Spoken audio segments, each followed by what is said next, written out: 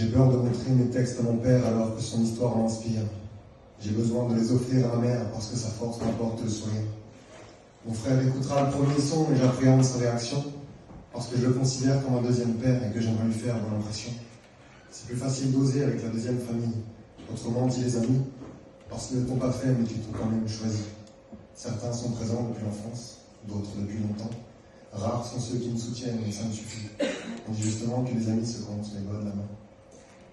Avec le temps, cette expression fraternelle te fait grandir lorsque tu saisis que l'on choisit sérieusement ceux qu'on appelle frangins. Leurs mères sont comme une seconde mère. Pas une seconde, j'hésiterai à leur dire je t'aime. Même si dans le fond, ce serait gênant.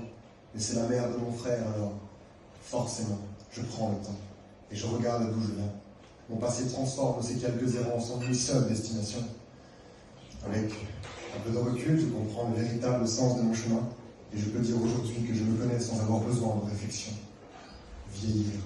Est-ce ne plus avoir peur de la mort? Je me le demande. Si tu m'as connu adolescent, tu m'as vu pâlir devant l'étrangeté des causes et l'amertume des conséquences. La gratitude remplit mon cœur et je ne compte plus les semaines. C'est comme si tout ce que je donnais était reçu, d'abord par moi-même, puis enfin par d'autres, au travers d'un déjà-vu.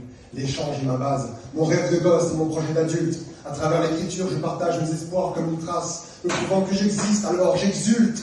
Et je suis à deux doigts de m'excuser. Parce que mes textes sont ceux que le dépressif ou les pensifs doivent éviter. Pourtant, j'aimerais toucher un maximum de gens, sans perdre de vue ma ligne conductrice. On se tient en courant, ne soyons pas trop pressés, car on a toute la vie pour comprendre nos caprices.